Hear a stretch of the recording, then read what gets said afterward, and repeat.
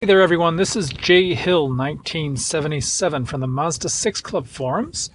I'm here today doing a video demo and walkthrough as well as a bit of a question and answer session regarding the PAC Audio Radio Pro 4. Or more specifically, there's a Mazda specific model here. It's the RP4-MZ11.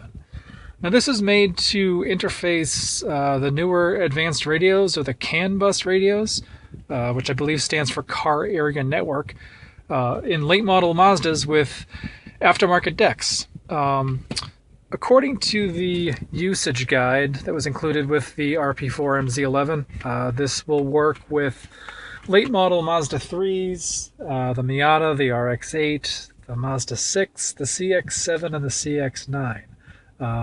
Didn't see any mention of the Mazda 5, but that's not to say that it won't work.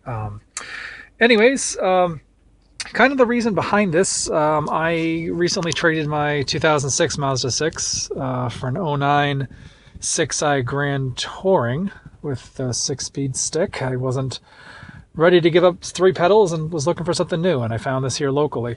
But in the research before and during the purchase myself, I just had some general questions about some of the functionality that was contained within the original radio and what would happen to that functionality after yanking the factory deck out. So as I alluded to, I can only speak from my experience here. This is a 2009 6i Grand Touring. This basically came with all factory options except for the factory navigation. So I've got the Bose 10-speaker center point system here in my car, as well as obviously the roof. So yeah, the questions that I had basically revolved around 2 details. There was some discussion on the 6 Club forum. I don't recall who the poster was, so I apologize, but it was revolving around the illumination wiring for aftermarket decks. It's been discussed that the 2009 and newer Mazda 6s use a negative pulsing illumination wire, which apparently can cause problems with some aftermarket decks in not allowing it to dim. Now, I'm certainly no electrical engineer, so I certainly can't support or dispute that fact. But what I can say is that in my situation, I was actually just able to hook up my factory deck to the factory dimmer wire, and I'll turn my headlights on here, and you'll see it dim. So no, I've actually got the dimming set down a little bit. It's probably not as pronounced as it would be. Let me just jump in again here closer. So I've got just the marker lights on, and now they're turned off. So you can probably see it just dims just a little bit there. Do it one more time. There it goes. It dims just a bit. I found that it was just a little bit too dim during the day with the auto headlight setting, so I tweaked my dimmer setting, but it does in fact dim. Other question that was asked regards the trip computer. Now, not all the Mazda 6s have this feature. Some models just have the clock function, but as you can see right there in the middle of the climate control is the trip computer. So right now it's set for my average consumption, showing my average miles per gallon, and we can scroll through and go to the various functions. Now keep in mind, I have installed my aftermarket deck. Now this is a Pioneer, not that it really matters, but it's an AVH-X 5500 BHS. So it's an all-in-one DVD double DIN multimedia deck. Now using the Radio Pro 4, a couple things you guys should know about it. First off, it retail selling price, or MSRP rather, is $199. But like anything in life, you're a fool to pay that much. I actually got mine for, I think it was $88 shipped off eBay.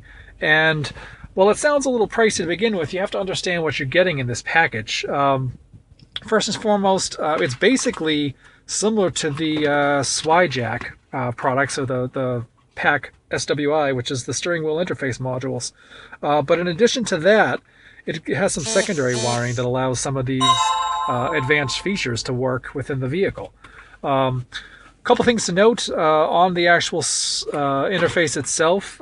There are several GPS-specific outputs that are actually built in. Apparently, it's just pulling it off the CAN bus, but it's nice to know that you don't have to go digging for wires. For example, it has an automatic input for reverse sensing. Now, I don't have my reverse camera set up yet, but I'm just going to shift into reverse and you can see it's looking for my camera.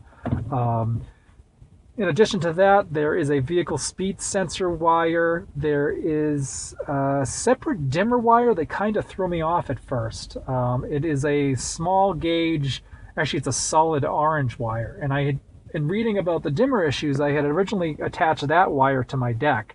And for whatever reason, it didn't work. And then after I did some more research, apparently that dedicated wire, that dedicated dimmer wire off the CAN bus is for the CX-5 only. Like I said, I was actually able just to patch right into the factory dimmer wire right in the harness, and my deck dims without issue. Beyond that, so yeah, vehicle speed sensor, the reverse sensing wire, the illumination wire, and I feel like I'm forgetting a wire. The brake sensor. So it's actually able to pull the brake sense right off the CAN bus as well. So it's just convenient. You don't have to go digging for extra wires in the dash. I mean, it's probably not that hard to find, but it's just convenient to have those 4 wires there if you need them. Now, obviously, I don't have a GPS unit, so I don't need the vehicle speed sensor, but it was nice to be able to pull the reverse sense as well as the brake light wire right there. Let's see, other than that, as I alluded to before, the trip computer function does still work. I've put a couple hundred miles on the car since then, and in my vehicle, the info button here to the left of the driver's knee and the trunk release is how you scroll through the trip computer functions. So as I showed before, there's my average consumption, my miles remaining, which is based on the fuel level in the tank. Let's see, my average miles per gallon, or average speed. I'm here in the city, so I don't get to go too fast. And of course the time. Now I can go ahead and zero out as well. So if you press and hold the info button, it'll zero out. So that'll let you basically recompute your values. And then obviously my current miles per gallon, I'm not going anywhere, so it's just going to be all dashes, but I can reset that as well. So it's nice to know in adding the aftermarket deck, I don't lose that function. So that's kind of cool. Now it's not going to add that function back into the vehicle. I believe vehicles that didn't originally come with the trip computer even have this info button. So I don't think it's going to add functionality, but it doesn't take away from what you've got already. Other than that, just kind of wrapping up here real quick, basically only 2 things that I noticed that aren't included functionality wise. First and foremost, previously when I would switch the functions of the climate control system, I would get that audible beep. Now, I believe that beep is fed through the factory audio system, so that there's no feed for that, so I'm not going to get the beep like I did before. I mean, not a huge deal, but just something to note. The only other thing, and once again, this might be model specific, my vehicle did have the welcome lighting function. So basically, when I would